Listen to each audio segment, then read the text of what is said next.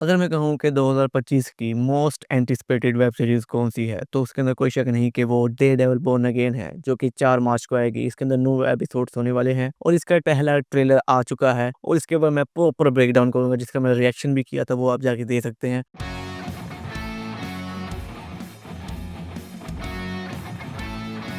Trailer start होता है Daredevil की फाइट के साथ और वो लड़ रहा होता है मूस के साथ। इसके बारे में आगे बात करूंगा, लेकिन मेन बात ये है मैथ्यू मर्डोक बात कर रहा होता है विल्सन फिस्क के साथ एक रेस्टोरेंट के अंदर बैठ के। उनकी बातों से हमें मालूम हो रहा है विल्सन फिस्क को मैथ्यू मर्डोक ने बुलाया है आपस में बातचीत करने के लिए। और ये जो पूरा ट्रेलर है, इसकी मेन बात ये है कि ये मैथ्यू मर्डोक और विल्सन फिस्क की बातचीत के ऊपर बेस करता है और उसके बैकग्राउंड के अंदर सारे इवेंट्स हमें दिखाए गए हैं वीडियो शक्ल में। बैकग्राउंड के अंदर हम देख रहे होते हैं कि विल्सन फिस्क किसी बंदे से मारपीट कर रहा है जिसके बहुत लंबे बाल हैं और उसके पास कोई एप्स है, लेकिन विल्सन फिस्क जो कि काफ़ी पावरफुल है, जैसे कि कॉमिक बुक्स में था और नेटफ्लिक्स की सीरीज के अंदर तो हमने उसको देखा ही था, और वो उस बंदे को अच्छी तरह से मारपीट देता है। फिर हम देखते हैं कि विल्सन फिस्क के हाथ के ऊपर रिंग है। मेरे ख्याल से ये रिंग वेनेसा के साथ इंगेजमेंट की है, जिससे हमें पता चलता है कि वेनेसा और विल्सन फिस्क ने आपस में इंगेजमेंट कर लिया और प्रोबेबली वो शादी करने वाले होंगे या फिर शादी हो चुकी होगी उनकी आपस में। मैथ्यू मर्डोक और विल्सन फिस्क के हाथों के साथ जूम किया जाता है और हम देखते हैं कि दोनों के हाथ आपस में जरा शेक कर रहे होते हैं, जैसे एक बंदा नर्वस होता है, तो उस तरह की हमें उससे फील आती है। मतलब हम देख रहे हैं कि मैथ्यू मर्डोक और विल्सन फिस्क दोनों एक दूसरे से नर्वस हैं, कि जानते हैं कि वो दोनों आपस में जानी दुश्मन है और एक साथ एक ही जगह पर बैठे और बातचीत कर रहे हैं, which is a very big thing. साथ ही हमें लोगो दिखाया जाता है मार्वल टेलीविजन का। यहाँ पर मार्वल स्टूडियोज का लोगो नहीं आता। इसकी मेन वजह ये है कि अब मार्वल के अंदर मार्वल स्टूडियोज और टेलीविजन के अलग डिपार्टमेंट्स बन चुके हैं, जहाँ पर मार्वल मूवीज मार्वल स्टूडियोज के अंदर बना करेंगी और मार्वल टेलीविजन के अंदर जितने भी वेब सीरीज होंगी उनको बनाया जाएगा। जितने भी वेब सीरीज होंगे उनके एक शो रनर होगा जो कि आएगा और काम करेगा इस पूरे सीजन के ऊपर। उसकी हर एपिसोड को खुद वो बनाया करेगा। पहले ऐसा नहीं होता था, जिसकी वजह से हमें बहुत ही घटिया वेब सीरीज देखने को मिली थी, जिसके अंदर हम शील्ड का नाम ऑन द टॉप ले सकते हैं। फिर हम देखते हैं पहली बार मैथ्यू मर्डोक, फोगी और कैन पेज को एक साथ वो स्ट्रीट पर चल के जा रहे होते हैं। और मजे की बात यह है कि जो सबसे पहली डेयरडेविल बोर्न अगेन की स्क्रिप्ट लिखी गई थी, उसके अंदर कुछ ऐसा था कि फोगी और कैन पेज की पहले ही डेथ हो जाती है, जिस वजह से जो मैथ्यू मर्डोक है तो प्रोबेबली 3 से 4 एपिसोड तक डेयरडेविल बनता ही नहीं है, वैसे ही अपने सारे एपिसोड को निकालता है, जिसकी वजह से वो उसकी बहुत बुरी थी और तकरीबन आधी वेब सीरीज बन चुकी थी और पूरी वेब सीरीज को डंप करना पड़ा था इसी वजह से, क्योंकि वो वेब सीरीज बहुत बुरी थी। जिसके बाद ये सारा शो रनर का मामला आया और इसको दोबारा रिक्रिएट किया गया और यहाँ पर हम दोबारा मैड मर्डोक, फोगी और कैन पेज को इकट्ठा देख रहे हैं। फिर इसके बाद हम पहली लुक देखते हैं न्यूयॉर्क सिटी की और वहाँ पर हम देखते हैं टाइम स्क्वायर को, जहाँ पर बहुत से लोग खड़े होते हैं और वहाँ पर एलईडीज के ऊपर विल्सन फिस्क की प्रेस कॉन्फ्रेंस हो रही होती है। और अगर आपने एको देखा है तो उसकी एंडिंग के अंदर बताया गया था कि विल्सन फिस्क जाएगा न्यूयॉर्क के अंदर मेयर का इलेक्शन लड़ने के लिए और यहाँ पर भी वो प्रेस कॉन्फ्रेंस के अंदर यही काम कर रहा होता है। अगर आपने एको का रिव्यू नहीं देखा तो उसका लिंक ऊपर फ्लैश हो रहा होगा, वहां से जाकर जरूर देखना। इसके अलावा अगर हम देखें टाइम स्क्वायर के अंदर हमें पोस्टर लगे दिखेंगे रोजर्स म्यूजिकल के। रोजर्स म्यूजिकल अगर आपको याद हो तो होकाई के अंदर हमने एक पूरा म्यूजिकल देखा था, जिसके अंदर अवेंजर्स 1 की जो पूरी न्यूयॉर्क की बैटल थी उसको उन्होंने म्यूजिकल के तौर के अंदर रिक्रिएट किया था। तो यहाँ पर भी हम उसका पोस्टर लगा हुआ देख सकते हैं और ये पूरा टाइम भी क्रिसमस का हमें लग रहा है। तो जो होकाई था वो भी क्रिसमस के अंदर बेस्ड था और ये टाइम भी क्रिसमस का है। और मजे की बात ये है जो एको है उसके बाद ही डेयरडेविल की सीरीज टेक प्लेस कर रही है। फिर हम देखते हैं कि एक शख्स है जो कि विल्सन फिस्क की एक ग्राफिटी बना रहा है एक द्वार के ऊपर और वहाँ पर मजे की बात यह है कि वहाँ पर उसके 2 फेसेस हैं। एक फेस जो कि काफी काम और कूल है, जो पीस का एक सिंबल दिखाई दे रहा है, साथ ही में उसका दूसरा फेस है जो कि गुस्से के अंदर है और रेज को दिखा रहा है। हमें पता चल रहा है कि जो पब्लिक के अंदर उसकी इमेज है वो तो काफी पीसफुल है, लेकिन बैक एंड के अंदर वो काफी रेजफुल पर्सन है। और इसी के साथ साथ उसकी जो ग्राफिटी है उसके साइड के ऊपर हम किंगपिन नाम लिखा हुआ भी देख सकते हैं। फिर विल्सन फिस्क मैथ्यू मर्डोक से पूछता है कि तुमने आखिर डेयरडेविल बना छोड़ क्यों दिया, और इसके ऊपर मैथ्यू मर्डोक कहता है कि कुछ बहुत बुरा हुआ था। तो जैसे मैंने आपको पहले बताया कि पिछली स्क्रिप्ट के अंदर ये लिखा गया था कि जो फोगी और कैरन पहले से ही मरे होंगे, जिसकी वजह से डेयरडेविल हीरो बना छोड़ देगा। यहाँ पर भी हमें वही दिखाया जा रहा है। ये मे भी कोई स्पॉइलर हो सकता है, लेकिन उन्होंने खुद ही अब टीजर के अंदर टीज कर दिया इस बात को। और इसके लिए और भी कंफर्मेशन देने के लिए हम देखते हैं कि एक जगह पे एम्बुलेंस आ रही होती है और वहाँ पर डेयरडेविल का जो मास्क है वो गिर रहा होता है नीचे। डेयरडेविल ने कोई गलती की होगी और उसकी वजह से कैरन और फोगी मर गए और अब उन्हीं के गम के अंदर अंदर अपना डेयरडेविल है वो हीरो बना छोड़ चुका है, लेकिन ट्रेलर के एंड आते आते वो दोबारा हीरो बन भी जाता है। इसके बाद अगला ही सीन आता है जहाँ पर हम देखते हैं मैथ्यू मर्डोक जो अपना डेयरडेविल वो एक जगह से किसी की लाश को या फिर कोई जिंदा है उसको अपनी गोद में उठा के लेके जा रहा है। तो प्रोबेबली दे कैन बी या फॉगी और कैरन या फिर कोई और भी बंदा हो सकता है इसकी जगह के ऊपर। नेक्स्ट सीन के अंदर हम देखते हैं जो अपना मैथ्यू मर्डोक है वो सबवे के अंदर लोगों से लड़ाई कर रहा होता है,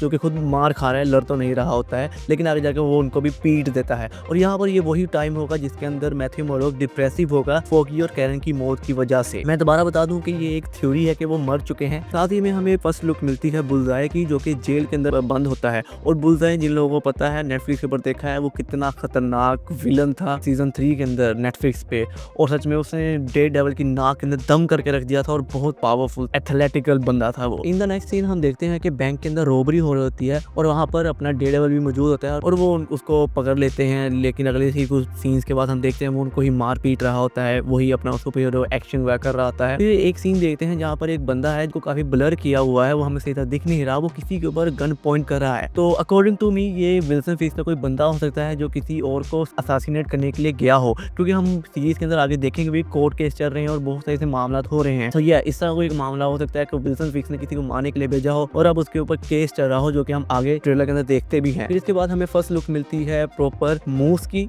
जो कि एक कॉमिक बुक्स के अंदर सीजे किलर होता है और ये मेनली डेयरडेविल का ही विलन होता है और इसकी ट्रेलर के एंड के ऊपर डेयरडेविल काफी अच्छे से पिटाई भी करता है। और फिर वेनेसा की भी हमें फर्स्ट लुक मिलती है जो कि विल्सन फिस्क के साथ बैठ के डिनर कर रही होती है। और मजे की बात यह है कि उनके पीछे एक बहुत बड़ी पेंटिंग पड़ी होती है व्हाइट कलर की, जिसके ऊपर खून लगा होता है। जिन लोगों ने नेटफ्लिक्स के ऊपर सीजन देखा है उनको पता है कि वो पेंटिंग कितनी खास है विल्सन फिस्क के लिए और वेनेसा के लिए। एक्चुअली में विल्सन फिस्क ने ही इस पेंटिंग को बनाया होता है सीजन 1 के अंदर और बाद में उस पेंटिंग को एक ओल्ड लेडी खरीद लेती है, लेकिन जो वेनेसा होती है वो चाहती है कि वो पेंटिंग उनके पास आ जाए वापस। तो फिर बुलजाई होता है वो जाता है उस औरत से वो पेंटिंग लेके आता है, लेकिन वो देती है तो उसको वो जान से मार देता है। और यहाँ पर भी हम देखते हैं वही पेंटिंग मौजूद होती है और उसके ऊपर खून लगा होता है। तो यहाँ पर भी कुछ खून खराबे का मामला हुआ होगा पेंटिंग के इर्द गिर्द। नेक्स्ट सीन के अंदर हम देखते हैं कि जो मैड मर्डोक होता है उसके ऊपर हमला कर रहा होता है अपना पनिशर, जो कि पहले तो उसको पहचानता नहीं है और जो खुद भी पनिशर होता है उसकी बहुत बड़ी दाढ़ी निकल चुकी है, उसके ऊपर चोटें लगी हुई हैं और वो लड़ रहा है, उसके हाथ में एक्स भी है जिससे वो मैड मर्डोक के ऊपर हमला कर रहा है, लेकिन उसे कहता है शांत रहो बंदे, तो वो रुक जाता है और बात सुनता है उसकी।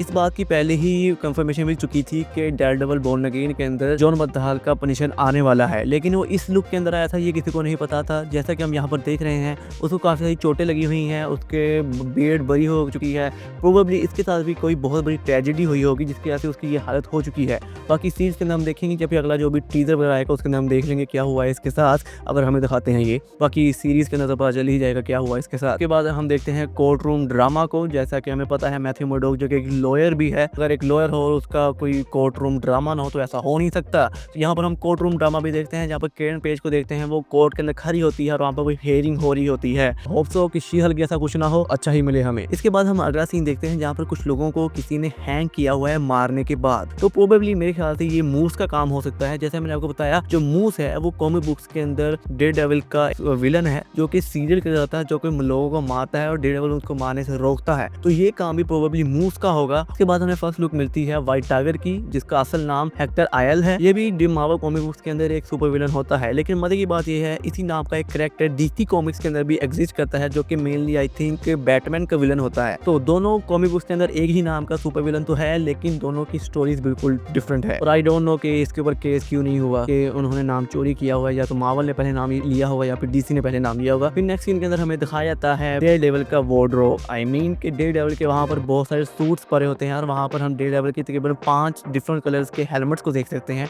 जिसके अंदर red, yellow, black, brown, silver colour के हेलमेट्स पड़े होते हैं। और यहाँ पर जो येलो कलर का हेलमेट है वो तो डेयरडेविल ने शी-हल्क के अंदर पहले ही पहन लिया था, जिसको हमने एक्शन करते हुए देखा था। इसके अलावा जो रेड कलर का हेलमेट है वो पहने हुए हम पूरे ट्रेलर के अंदर देख ही सकते हैं। स्पेशली मैं देखना चाहूंगा कि डेयरडेविल ब्लैक यूनिफॉर्म के अंदर किस तरह लगता है। और जो कॉमिक बुक्स के अंदर मेन डेयरडेविल की स्टोरी लाइन है उसके अंदर भी डेयरडेविल का जो सूट था वो ब्लैक कलर के अंदर ही था। तो प्रोबेबली सीरीज के एंड आते आते क्या पता वो इस सूट को पहन ले। साथ ही हम बैकग्राउंड के अंदर डेयरडेविल को छत के ऊपर जाके प्रैक्टिस करता हुआ देख सकते हैं। ये प्रोबेबली वही टाइम होगा जहाँ पर कैरन और फॉगी का जो सदमा था उनकी मौत के बाद, उससे वो बाहर निकलने की कोशिश करेगा और वो दोबारा जाएगा, ट्रेनिंग करेगा सारी, और अपने वार्डरोब में जाके अपने कपड़े पहने कर दोबारा एक्शन की तरफ वापस जाएगा। फिर इसके साथ ही सारा हमारा ट्रेलर एंड होता है। लेकिन ट्रेलर एंड होते होते हम देखते हैं डेयर डेविल को पूरे रेज मोड के अंदर वो लोगों को मार पीट रहा होता है, जहाँ पर उसकी हमें फाइट दिखाई जाती है मूव्स के साथ। जैसे ट्रेलर स्टार्ट थी लेकिन यहाँ पर और भी लंबी होती है ट्रेलर के एंड के अंदर, जहाँ पर वो उसके बहुत बुरी तरीके से मारता है। और इसके अलावा और भी हमें फाइट दिखाई जाती हैं जहाँ वो लोगों की हड्डियां तोड़ रहा है, उनको मार पीट रहा है अच्छे तरीके के साथ। देखने में बहुत मजा आ रहा है। और इंपॉर्टेंट बात कि जितनी भी नेटफ्लिक्स के ऊपर एक्शन टीम थी जिसने डेयर डेविल का एक्शन कोरियोग्राफ किया था, वही टीम वापस डिज्नी के लिए आई है डेयर डेविल का एक्शन कोरियोग्राफ करने के लिए। ये देख के तो हमें साफ चल ही रहा है। इसी के साथ अपना जो पूरा ट्रेलर है वो एंड हो जाता है। जो सीरीज है वो तो 4 मार्च को आएगी, इसके अंदर 9 एपिसोड्स होंगे। ट्रेलर देखने में तो काफी अच्छा लग रहा है। इसके अंदर काफी ज्यादा एक्शन है, बहुत से कैरेक्टर्स की वापसी है और नई स्टोरी लाइन्स को यहाँ पर दिखाया गया है। देखने में काफी मजा आएगा कि किस तरह विल्सन फिस्क मेयर बनता है न्यूयॉर्क का और डेयर डेविल का क्या काम होता है उसको रोकने के अंदर। और जो मैंने आपको डेथ की बताई कि फोगी और कैरन मर जाएंगे, तो इसके अंदर कितनी सच्चाई है कितनी सच्चाई नहीं है, इसको देखने में हमें काफी मजा आएगा। लेकिन अभी के लिए आप यही मान के चले कि वो मर जाएंगे। आई थिंक कोई बहुत बड़ा स्पॉइलर नहीं है, ये हमें शुरू के 1-2 एपिसोड के अंदर ही दिखा दिया जाएगा। हैरान मत होना कि पहले एपिसोड में वो दोनों मर जाएं। मजे की बात ये है कि इसी मंथ 29 जनवरी को योर फ्रेंडली नेबरहुड स्पाइडरमैन भी रिलीज हो रहा है, जिसके 12 एपिसोड्स होंगे और उसके फर्स्ट 2 एपिसोड्स तो पहले ही रिलीज कर दिए जाएंगे एक साथ ही 29 तारीख को। लेकिन उसका जो एंड होगा वो 26 मार्च को होगा। जनवरी का एंड पूरा और मार्च भी पूरा योर फ्रेंडली नेबरहुड स्पाइडरमैन के साथ गुजरेगा। साथ में हम डेयर डेविल को भी देखना शुरू कर देंगे मार्च के अंदर, जिसके 9 एपिसोड्स होंगे। बाकी ये मेरा पूरा ब्रेकडाउन था डेयर डेविल बॉर्न अगेन के ट्रेलर के ऊपर। अगर आपको अच्छा लगा तो कमेंट्स के ऊपर बताना कि आपके क्या पूरे थॉट्स हैं। वीडियो अच्छी लगी तो उसको लाइक करना, चैनल को सब्सक्राइब जरूर करना, अपने दोस्तों के साथ वीडियो को जरूर शेयर करना। मैं मिलूंगा आपसे किसी और वीडियो के अंदर किसी और टॉपिक के साथ। तब तक के लिए गुड बाय।